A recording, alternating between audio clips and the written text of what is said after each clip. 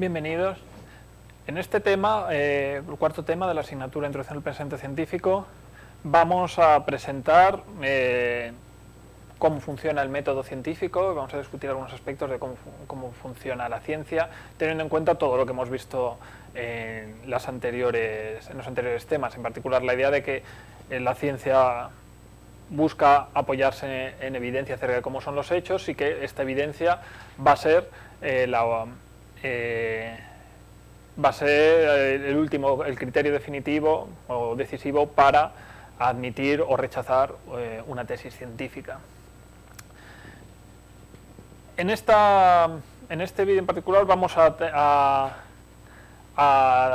hablar del papel que tienen las preguntas en la ciencia y las posibles respuestas, que vamos a llamar hipótesis, a las preguntas científicas. La ciencia no consiste simplemente en recolectar de manera ciega, de manera mecánica, evidencia empírica. Recolectamos evidencia empírica para responder preguntas que nos sean de interés, preguntas de investigación. Es decir, la ciencia está guiada por preguntas de investigación planteadas ante problemas científicos. Por ejemplo, planteadas ante un fenómeno para el que no se tiene una explicación adecuada.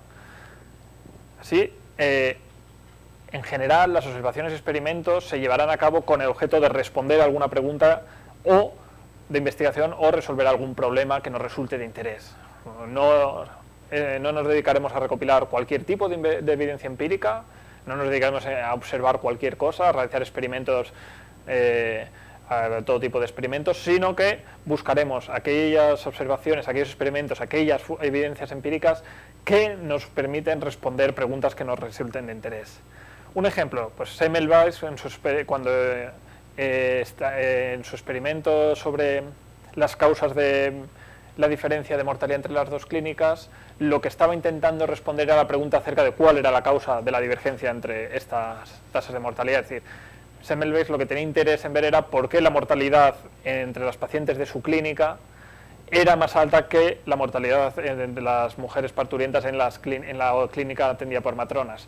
Esta era la pregunta que guiaba su investigación y esta es la pregunta que le llevó a hacer sus experimentos. Asimismo, cuando Eddington en 1919 acudió a la Isla Príncipe para observar el eclipse que tenía lugar entonces, su objetivo era comprobar si, como predecía la teoría de Einstein, la luz proveniente de las estrellas se desviaría en presencia de campos gravitatorios. Esta era una predicción de la teoría de Einstein y la pregunta de Eddington era, bueno, ¿será esta predicción es correcta? ¿Realmente la luz se desvía de esta manera? ¿Se desviará la luz de esta manera en este eclipse? Y eso le llevó a realizar sus observaciones en dicho eclipse. Así pues, una observación o experimentos son científicamente relevantes en la medida en que contribuyan a refutar o verificar alguna posible respuesta a una pregunta de interés científico. No todas las observaciones y todos los experimentos son igualmente interesantes o relevantes científicamente. Una parte importante de la investigación científica, por tanto, consiste en la formulación de preguntas significativas y en la propuesta de posibles respuestas para tales preguntas, que serán posteriormente sometidas a comprobación empírica. Es decir, no todas las preguntas, no toda la observación es igual de relevante o igual de significativa científicamente. Hay que centrarse, los científicos se enfocan en observaciones que responden o que permiten responder preguntas que resultan de interés. ¿Cómo llamamos a las posibles respuestas a una pregunta de interés? Vamos a llamarlas hipótesis. Hipótesis, entendida de este modo, es una posible respuesta a una pregunta de investigación. Una hipótesis científica es una respuesta que se plantea como posible ante una pregunta. Proponer una hipótesis, por tanto, no implica tomarla como verdadera ni como falsa, sino solo como una posibilidad abierta, una posible respuesta. Es decir, no se sabe si la hipótesis es verdadera o falsa, simplemente que podría ser una respuesta a la pregunta que nos interesa.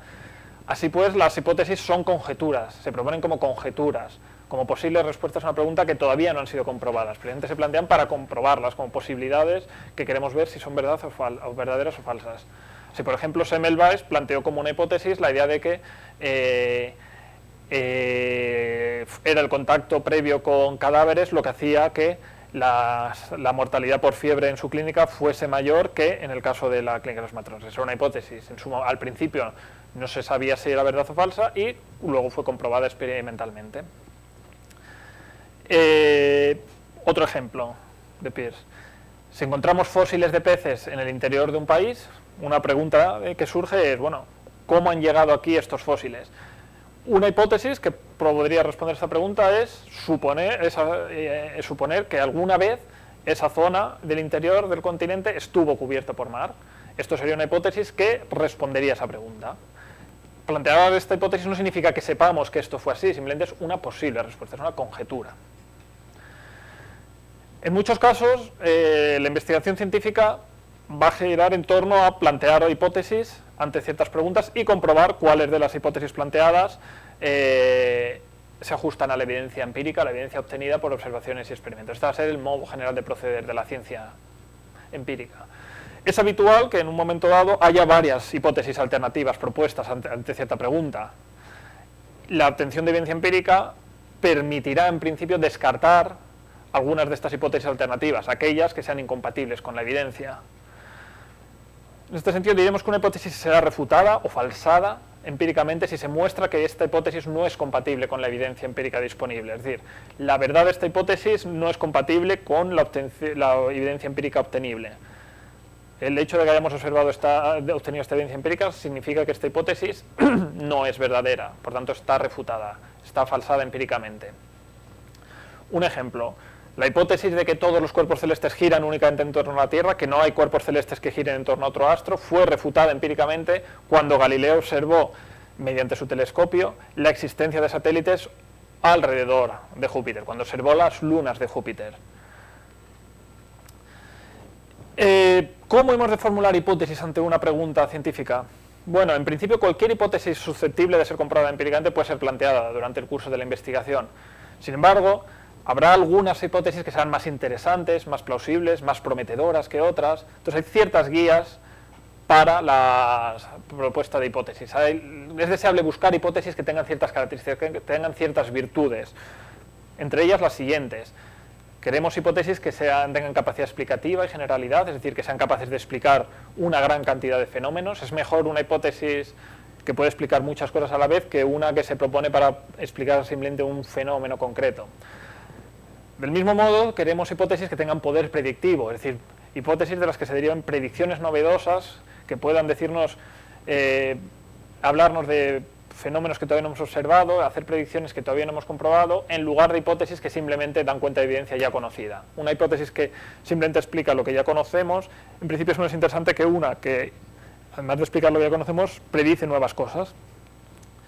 También, en principio, preferiremos hipótesis que sean simples. Cuando sea posible, a igualdad de poder explicativo y predictivo, es preferible hipótesis simples que eviten complejidades innecesarias y que no exijan introducir grandes cantidades de cambios en teorías científicas que ya han sido exitosas. Esto a veces se conoce como la navaja de Occam, o se relaciona con la navaja de Occam, es la idea de que en principio, cuando hagas una propuesta donde plantees una hipótesis, es preferible optar por, si es posible, por la hipótesis más simple posible. Este tipo de criterios sirven como guía, pero es una mera guía heurística para la formación de hipótesis. Es decir, no son reglas rígidas que siempre hayan de cumplirse. A veces puede haber tensiones entre ellas, a veces, por ejemplo, el hecho de buscar una hipótesis con poder predictivo va a ir en contra de la simplicidad o de la capacidad explicativa. Y en cualquier caso, el último criterio para descartar o aceptar una hipótesis va a ser su compatibilidad o incompatibilidad con la evidencia empírica.